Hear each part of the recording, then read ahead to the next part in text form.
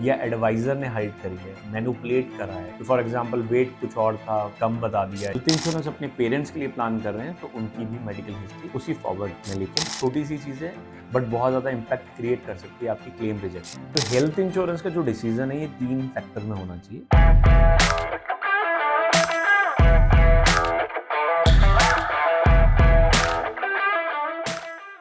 Hello everyone, welcome to transforming 360। आज बहुत लंबे टाइम के बाद आपके लिए एक इम्पॉर्टेंट टॉपिक जो बहुत ज़रूरी है उन लोगों के लिए जो first time health insurance purchase कर रहे हैं। अगर आप भी health insurance first time purchase कर रहे हैं तो ये वीडियो आपके लिए बहुत ज़्यादा हेल्पफुल होने वाला है, आई गारंटी। बट वीडियो को पूरा देखें, प्लीज स्किप ना करें, ताकि आप पूरी इंफॉर्मेशन के साथ एक सही डिसीजन लेने में सक्षम हो सकें। वो कहते हैं ना कि half of the knowledge is always danger, तो please avoid this. So video को स्टार्ट करने से पहले let me introduce myself. I am Dheeraj Mahajan. I do carry rich experience of 12 years related to insurance industry। कोशिश कर रहा हूँ कि I would like to create transparency in this complex world of insurance। Video को start करते हैं उन सभी भाई लोगों के लिए, उन सभी बहनों के लिए जो first time health insurance purchase करें और बहुत ज़्यादा कंफ्यूज हैं। बिकॉज हमारे जितने भी ऑनलाइन प्लेटफॉर्म्स हैं तो हम देखते हैं कि हर कोई अपना ही इंफॉर्मेशन शेयर कर रहा है और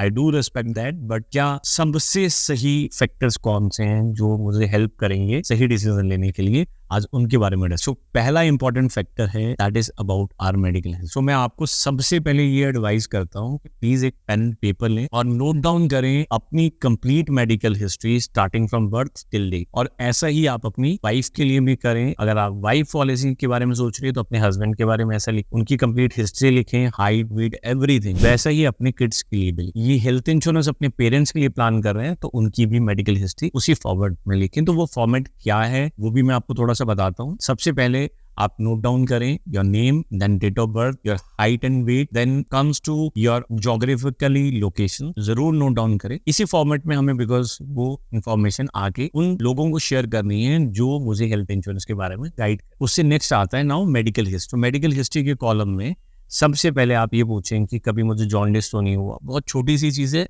बट बहुत ज्यादा इम्पैक्ट क्रिएट कर सकती है आपकी claim rejection. Jaundice, typhoid, malaria, chikungunya, any kind of major fever, कभी कोई फ्रैक्चर तो नहीं हुआ, कोई लिगामेंट टियर तो नहीं हुआ, कोई बचपन से अभी तक कोई एलर्जी तो नहीं रही है, हो सकता है पहले कभी रही हो, उसका ट्रीटमेंट करा लिया हो, कोई डायबिटीज तो नहीं है, बीपी तो नहीं है, कोई कोलेस्ट्रॉल तो नहीं है। सारे एलिमेंट को नोट डाउन करें। क्या कभी पैदा होने से लेकर अभी तक कभी हॉस्पिटलाइजेशन तो नहीं हुआ। तो ब्रीफली अपने बारे में सारी डिटेल्स, पहले क्वेश्चंस लिखें फिर उसका आगे आंसर्स, और यही फॉर्मेट को फॉलो करें अपने अदर मेंबर्स के लिए। अगर हम आगे बात करें तो सेकंड इंपॉर्टेंट फैक्टर, बिकॉज पहले इंपॉर्टेंट फैक्टर को इसलिए ज्यादा तवज्जो देना बहुत जरूरी है, बिकॉज अगर मैंने अपनी मेडिकल हिस्ट्री के बिहाव पर डिसीजन नहीं लिया तो मैं किसके बिहाव पे पॉलिसी ले लूंगा, अपना फीचर्स के बिहाव। तो हेल्थ इंश्योरेंस का जो डिसीजन है ये 3 फैक्टर में होना चाहिए। पहला है इंश्योरेंस की टर्म एंड कंडीशन, सेकंड है मेरी medical history, and third is the coverage part जो मुझे उस पॉलिसी के अंदर मिल रही है। तो हम टर्म एंड कंडीशन की अगर बात करें सबसे पहले, तो टर्म एंड कंडीशन में सबसे पहली इंपॉर्टेंट चीज जो हमें लुक आफ्टर करनी है वो है परमानेंट एक्सक्लूजन्स। परमानेंट एक्सक्लूजन्स इतना ज्यादा इंपॉर्टेंट फैक्टर है जो कि मेरे को फ्यूचर में प्रॉब्लम क्रिएट करेगा अगर मुझे नहीं पता। सो मुझे परमानेंट एक्सक्लूजन्स देखना है, अच्छे से समझना है, डिस्कस करना है कि कौन कौन सी वो बीमारियां हैं जो कभी भी फ्यूचर में कवर नहीं होंगी, ताकि मैं प्रिपेयर रहूं उन चीजों के लिए। जैसे कि for example drugs, alcohol, smoking, इनकी वजह से अगर कभी फ्यूचर में कोई हॉस्पिटलाइजेशन होती, क्लेम पेबल नहीं होता। तो ये ऐसी कंडीशन आपको हेल्प आउट भी करेगी, एक तो क्लैरिफिकेशन के लिए, और दूसरा आपको हेल्प आउट करेगी इन हैबिट्स को अपनी लाइफ से रिमूव करने। सो परमानेंट एक्सक्लूजन्स को टर्म एंड कंडीशन वाले फैक्टर में जरूर क्रॉस चेक करें। सेकंड आता है policy cancellation clause. Policy cancellation clause company को ये राइट देता है कि अगर कस्टमर ने कंपनी के साथ कोई चीज हाइड करी है या एडवाइजर ने हाइड करी है, मैनिपुलेट करा है, तो फॉर एग्जाम्पल वेट कुछ और था, कम बता दिया, या ज्यादा था कम किया, या कम था उसे ज्यादा किया, मैनिपुलेशन करा, या मेडिकल हिस्ट्री से रिलेटेड कोई मैनिपुलेशन करा, तो company can cancel your policy at any point of. अब यहाँ पर बहुत से लोग मुझे कहते हैं कि सर IRDAI ने मोरेटोरियम पीरियड भी तो इंट्रोड्यूस करा है, जो कि हमें कहता है कि अगर आपकी पॉलिसी 8 साल पुरानी है तो कोई कंपनी आपका क्लेम रिजेक्ट नहीं कर सकती। यस माय डियर, बट इसमें आपको जरूरी ये क्लैरिफिकेशन लेना है कौन से क्लेम हैं जो फिर भी रिजेक्ट हो सकते हैं। Yes my dear, moratorium period serve करने के बाद भी क्लेम रिजेक्ट कंपनी कर सकती है। वो 2 कंडीशन, पहला अगर वो कंपनी के परमानेंट एक्सक्लूजन्स में आता है तो वो क्लेम पेबल नहीं होता। दूसरा, अगर कंपनी के साथ कोई फ्रॉड किया है तो भी मोरेटोरियम मॉनिटरिंग पीरियड जब नहीं हो। तो प्लीज ध्यान रखें, इसीलिए मैंने पहला फैक्टर सबसे पहले कहा कि मेडिकल हिस्ट्री। मेडिकल हिस्ट्री को नोट डाउन करें, डिस्क्लोज करें और उससे रिलेटेड सारी इंफॉर्मेशन कंपनी को ब्लैक एंड व्हाइट में देंगे to avoid future trouble. Second factor पे जब हम बात कर रहे थे वो है टर्म एंड कंडीशन। तो इसी टर्म एंड कंडीशन के अंदर मुझे देखना है कोई सब लिमिट्स तो नहीं है। अक्सर बहुत से लोग सस्ती इंश्योरेंस आज भी माइंड में लेकर बैठे हैं और वो सस्ती इंश्योरेंस के चक्कर में ऐसी पॉलिसीज परचेज कर लेते हैं या उनको पता भी नहीं होता, सामने वाला उनको ऐसी पॉलिसी सेल कर देता है जिसके अंदर बहुत सारी सब लिमिट्स होती है। और वो सब लिमिट में सबसे पहला फैक्टर आता है आपकी रूम रेंट लिमिट। अगर आपकी रूम रेंट लिमिट 1% है तो आप फ्यूचर में बहुत बड़ी ट्रबल को फेस करो। तो इसका भी डिटेल वीडियो मैंने बनाया है, उसकी भी लिंक में दिया है कि हॉस्पिटलाइजेशन के अंदर क्या क्या चीजें खर्चे हैं जो आते हैं और क्या क्या खर्चे हैं और किस लिमिट तक जाते हैं। तो उसका डिटेल वीडियो है, आप जाकर भी देख सकते। रूम रेंट एक सब लिमिट का पार्ट हो सकता है। आईसीयू में भी बहुत कंपनीज में कुछ प्रोडक्ट्स के अंदर ऐसी लिमिट्स होती हैं, तो प्लीज जरूर क्रॉस चेक कर लें।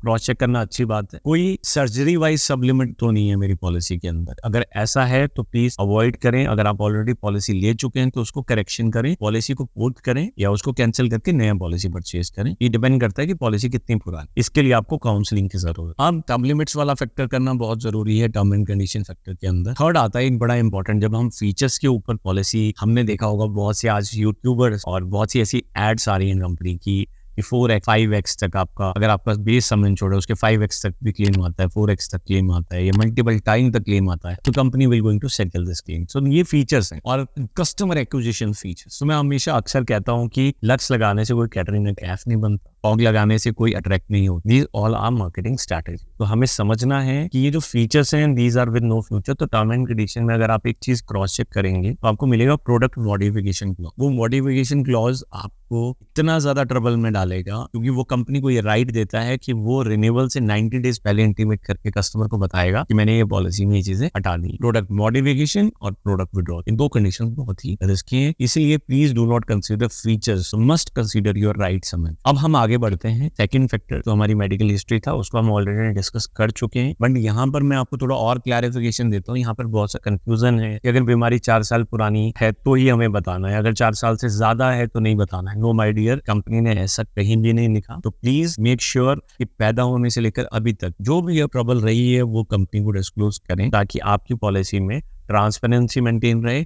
और utmost good faith which is the basic law of insurance, इसे हमें मेंटेन करना है ताकि फ्यूचर में कोई क्लेम में दिक्कत नहीं आए। So please disclose complete medical history of every individual without any manipulation. जैसे बहुत से ऐसे लोग हैं, मतलब I am very surprise, they are very great professionals are working, great organisations are working, जो बहुत बड़ा नाम बना चुकी हैं अपना। मैं उनका नाम नहीं लूंगा, ऑनलाइन वेब एग्रीगेटर्स हैं और वो लोगों को ये गाइड करते हैं, मतलब जी आप सर ये वाली हिस्ट्री मत बताओ, आपको पॉलिसी नहीं मिलेगी, और इतना बड़ा बड़ा प्रीमियम उनसे ले रहे हैं। तो नो माय डियर, ऐसा इंश्योरेंस लेने का कोई फायदा नहीं। अगर आपकी एलिजिबिलिटी बनती है तो इंश्योरेंस लेनी नहीं है तो आप एटलीस्ट अपने लिए कुछ और फ्यूचर प्लानिंग करें ताकि आपका पैसा वेस्ट ना हो। तो मेडिकल हिस्ट्री बहुत बड़ा फैक्टर है जो आपको ट्रबल में ला सकता है, तो प्लीज डिस्क्लोज, अदरवाइज आप ट्रबल फेस करोगे। थर्ड फैक्टर आता है नाउ पॉलिसी की कवरेजेस। तो पॉलिसी कवरेजेस के अंदर 5-6 चीजें हैं जो इंपॉर्टेंट है, जो बड़े ध्यान से देखने वाली चीजें। तो पहला तो रूम रेंट लिमिट आता है, दूसरा आईसीयू लिमिट आता है, तीसरा आता है कि क्या मेरी पॉलिसी के अंदर कोई सब लिमिट्स तो नहीं है तो कोई इशू नहीं, अगर है तो मुझे उनको रिमूव करना है, अगर कोई एक्स्ट्रा पे कर तो सब लिमिट्स हटती हैं तो उन्हें हटाना। फोर्थ आता है कि मुझे ये देखना है कि जो मेरी पॉलिसी है उसके अंदर pre hospitalisation and post hospitalisation expenses कितना है, और minimum pre hospitalisation should be 60 days and post ideally should be 180 days, ताकि हॉस्पिटल में एडमिट होने के बाद,